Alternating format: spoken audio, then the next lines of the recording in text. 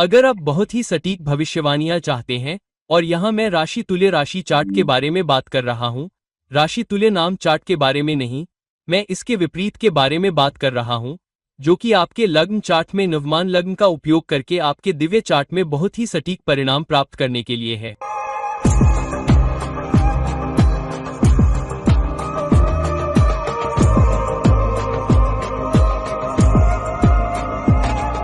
नमस्ते और नमस्कार और मेरे सभी दोस्तों को आपके दोस्तों ज्योतिषी और मार्गदर्शक फन से एक बार फिर आपके साथ आपके अपने चैनल से पेशेवर के रूप में। जब हम जीवन में भविष्यवाणियों को देखते हैं, जब हम अंतिम प्रसार को देखते हैं तो हम नामसा चार्ट को देखते हैं, D9 चार्ट। लेकिन आपको वास्तव में नामसा चार्ट का उपयोग कैसे करना चाहिए?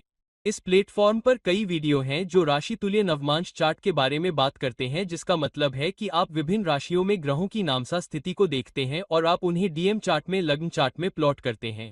मुझे एक अलग तकनीक के बारे में पता है और मैंने इसके बारे में पहले भी बात की है, इसलिए मैं इसके बारे में एक उदाहरण के साथ बात करने जा रहा हूं, क्योंकि कई लोगों ने मुझसे संपर्क किया है, स्पष्टीकरण मांगा है, और यहां तक कि जब वे मुझसे सलाह ले रहे होते हैं और जब मैं नवमांश राशि चार्ट के बारे में बात करता हूं, तो वे थोड़ा भ्रमित हो जाते हैं। वे कहते हैं, अरे क्या यह राशि नामसा चार्ट है? मैं कहता हूँ, नहीं नहीं नहीं, यह एक थोड़ी अलग तकनीक है जिसका मैं उपयोग कर रहा हूँ, जो कि नामसा चार्ट है, जिसमें नामसा चार्ट के लग्न का उपयोग किया जाता है और उस पर राशि चार्ट D1 चार्ट के ग्रहों को प्लॉट किया जाता है और फिर परिणामों को देखा जाता है, जबकि सब कुछ समान रहता है।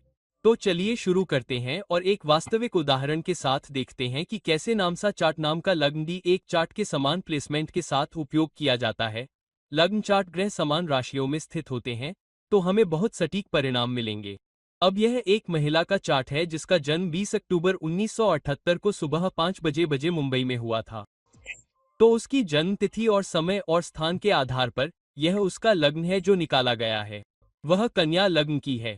फिर कन्या राशि का स्वामी बुध दूसरे घर में शुक्र और सूर्य के साथ युति में है। और आप यहाँ देख सकते हैं कि शुक्र वक्री है, मंगल तीसरे घर में है, केतु सातवें घर में है, बृहस्पति 11वें घर में उच्च का है और शनि और चंद्रमा 12वें घर में एक विषम दशा में है। यह एक महत्वपूर्ण स्थान है जिसे हम बाद में विस्तार से देखेंगे। अगर आप नामसा चार्ट देखें तो उसमें मिथुन लग्न है जिसका शासक लग्न चार्ट के समान ही है D1 चार्ट, और बुध अब उसके लग्न में शुक्र के साथ पहले घर में चला जाता है। अब उसका चंद्रमा और शनि दोनों नक्षत्रपुर में हैं, जिसका शासक स्वयं शुक्र है और शुक्र वक्री है, लेकिन वह लग्न चार्ट में लग्न में नामसा में चला गया है। तो यह एक महत्वपूर्ण प्रसार है, इसे ध्यान में रखें। तो जब आप उसके नामसा चार्ट को देखते हैं तो आप देख सकते हैं कि उसका सप्तमेश बृहस्पति है और चंद्रमा के साथ छठे घर में स्थित है, जहां चंद्रमा ऋण में है, और फिर शनि की तीसरी दृष्टि के साथ साथ केतु की 5वीं दृष्टि भी है। अब उनका जन्म 1978 में हुआ था, लेकिन उनकी शादी 18 साल की उम्र में ही हो गई थी, यानी कि उनकी शादी के समय चंद्रमा और शुक्र की दशा चल रही थी। और जैसा कि आप उनकी कुंडली में देख सकते हैं, शुक्र वक्री है और शुक्र जन्म नक्षत्र स्वामी भी है, और शुक्र उनकी जन्म कुंडली में 12वें भाव का स्वामी भी है। तो जब तक उनकी राहु दशा आई, उनकी राहु दशा 2005 में शुरू हुई, तो हमारी शादी के पहले 6-7 साल बहुत अच्छे रहे। उनकी शादी चंद्रमा और चंद्रमा के आखिरी चरण में हुई थी, तो मंगल की दशा काफी ठीक ठाक थी। लेकिन जैसे ही उनकी राहु दशा आई, तभी से समस्या शुरू हो गई। और हुआ यूं कि उनकी राहु दशा शुरू हो गई और वह दूसरे बच्चे की उम्मीद कर रही थी। तभी उन्हें पता चला कि उनके पति को जुआ खेलने की लत लग गई है और वह बहुत शराब पीने वाले भी हैं। तो इससे पता चलता है कि बृहस्पति वृश्चिक राशि में छठे रोग भाव में शनि की तीसरी दृष्टि में स्थित है और शुक्र वक्री है और मंगल ग्रह नाम कुंडली में नीच का है, और ये दूसरे भाव में होने और केतु की 5वीं दृष्टि में होने से उसे मंगली स्थिति भी दे रहा है। तो अब जानते हैं कि बाद में क्या हुआ। तो राहु की दशा में जब वह राहु और शनि की दशा में पहुंची तो उसके जीवन में इतनी परेशानियां शुरू हो गईं कि वह राहु और शनि के चक्कर में थी कि वह अपने पति से अलग हो गई। पति से अलग रहते हुए उसने दूसरे बच्चे को जन्म दिया।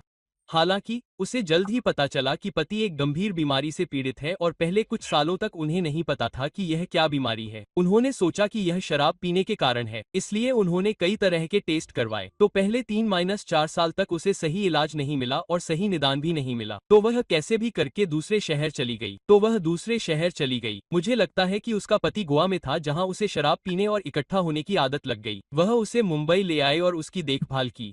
एक समय था जब वह अपनी मां के साथ साथ अपने पति का भी ख्याल रख रही थी। वे उसके साथ एक ही घर में रहते थे जबकि उसके 2 बच्चे थे और वह काम कर रही थी। वह एक स्वतंत्र महिला थी। और जब वह राहु और शुक्र की दशा में पहुंची जो 2019 के अंत में थी तो उसने अपने पति को खो दिया। यह कोविड आने से ठीक पहले की बात है। तो राहु शुक्र के कारण उसने अपने पति को खो दिया। तो आप ये स्पष्ट रूप से उसके नाम चार्ट के आंतरिक राहु दशा से देख सकते हैं। तो उसे पति की हानि इसलिए हुई क्योंकि सप्तमेश 12वें घर में वृश्चिक राशि में शनि की तीसरी दृष्टि और केतु की 5वीं दृष्टि के तहत है जो मंगल के साथ स्थित है और मंगल भी नाव में है और नीच का है और वह मंगल भी है। तो उसने भी खो दिया। हालांकि जब वह अपने 36वें वर्ष में पहुंची और अगर आप नवमांश के लग्न को बदलते हैं तो आप नवमांश के लग्न को क्यों बदलते हैं? अगर आप देखें कि लग्न की डिग्री क्या है, कन्या राशि में लग्न की डिग्री हस्त नक्षत्र में 17वीं डिग्री होती है। लेकिन हस्त नक्षत्र में 17वीं डिग्री मिथुन राशि के साथ मेल खाती है। इसलिए मिथुन राशि एक लग्न बन जाती है। तो आप क्या करते हैं कि आप D1 चार्ट को लग्न चार्ट में बदलते हैं।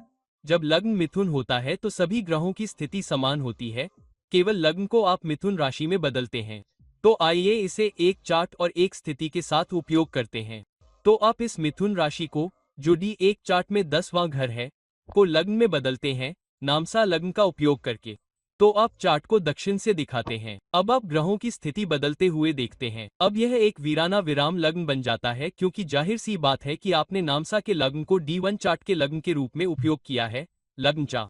तो अब अगर आप एक बात देखें तो राहु अब चौथे घर में जा रहा है और यही कारण है कि आप देख सकते हैं कि वे कुछ सालों तक पति की बीमारी का पता नहीं लगा पाए।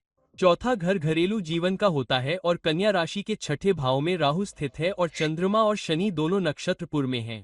शनि पूर्वा फाल्गुनी में है, चंद्रमा पूर्वा फाल्गुनी में है जिसका स्वामी शुक्र है और शुक्र जन्म नक्षत्र स्वामी है लेकिन वह वक्री है। तो उसका तीसरा स्वामी, तो तीसरे घर में उसके पास चंद्रमा और शनि है जो एक विष दशा में है और तीसरा स्वामी पुत्र है और वह 5वें घर में नीच का हो जाता है और तो उसने शादी में बहुत जल्दी अपने पति को खो दिया। पुत्र नीच का है, निजंग यहाँ काम नहीं कर रहा है। निजवांग इसलिए काम करना चाहिए क्योंकि शनि की दृष्टि तीसरे भाव में सूर्य पर है जिस राशि में शनि उच्च का होता है। लेकिन क्योंकि शनि और सूर्य के बीच 10 डिग्री से ज्यादा का अंतर है और सूर्य और शुक्र के बीच डिग्री का अंतर है, शुक्र को भी एक निजवांग बनाना चाहिए। लेकिन शुक्र 27 है और सूर्य में 10-17 डिग्री का अंतर है, इसलिए निजवांग काम नहीं करता और सूर्य की नीचता आ जाती है। अब यहाँ सूर्य क्यों महत्वपूर्ण है? निजवांग इसलिए महत्वपूर्ण है क्योंकि सूर्य राहु द्वारा शासित नक्षत्र स्वाति में है और राहु उसके घरेलू जीवन के चौथे भाव में है, इसलिए यह महत्वपूर्ण है। और यहाँ उसके नामसा में आपने दिव्य चार्ट को नामसा में बदल दिया है। लेकिन एक नामसा में आप देख सकते हैं कि सूर्य और राहु शनि द्वारा शासित राशि में 8वें घर में एक साथ स्थित हैं। ठीक है, तो यहाँ 8वें घर में शनि की उपस्थिति इसलिए महत्वपूर्ण है क्योंकि शनि लग्न चार्ट में सूर्य पर दृष्टि डाल रहा है जो कि नर्मदा के लग्न में परिवर्तित हो जाता है। तो उसने 2019 में राहु और शुक्र की दशा में अपने पति को खो दिया, शुक्र की दशा में, क्योंकि शुक्र उसके जन्म नक्षत्र का स्वामी भी है। और उस समय उसका शनि परिवर्तित लग्न चार्ट में 7वें घर पर गोचर कर रहा था और लवंग चार्ट से भी यह 7वें घर पर गोचर कर रहा था और 7वां घर विवाह और मिलन का घर है। इसलिए उसने अपने पति को खो दिया, खासकर इसलिए क्योंकि उसके वास्तविक नामांश चार्ट में बृहस्पति चंद्रमा के साथ छठे रोग 12वें घर में है। इसलिए उसने अपने पति को खो दिया और परिवर्तन हुआ। हालांकि अभी वह बृहस्पति की दशा में है और अगर आप पिछले साल जून में देखें तो उसने बृहस्पति की दशा में कदम रखा था और वह अगले साल अगस्त तक बृहस्पति की दशा में रहेगी। तो वह बृहस्पति और बृहस्पति की अच्छी दशा अवधि में है और चेन नामांश में बृहस्पति 7वें घर पर शासन करता है और दूसरे घर में उच्च का है। बृहस्पति दूसरे भाव का कारक भी है और बृहस्पति मंगल पर दृष्टि डाल रहा है, मंगल का रक्षक है, जबकि मंगल छठे भाव में अपनी ही राशि में है, जिसका मतलब है कि 36वें वर्ष के बाद सक्रिय होने वाले वंश परिवर्तन में वह अच्छी स्थिति में है। उसका सप्तमेश बृहस्पति बहुत अच्छी स्थिति में है। बृहस्पति उसका दशमेश भी है और बहुत मजबूत है। एकमात्र चुनौती यह है कि इस अवधि के दौरान परिवर्तन क्यों आएगा, क्योंकि अभी केतु कन्या राशि से चौथे भाव में गोचर कर रहा है। तो केतु भी स्थिति परिवर्तन करने वाला है। तो अभी वह विधवा है, उसका कोई पति नहीं है,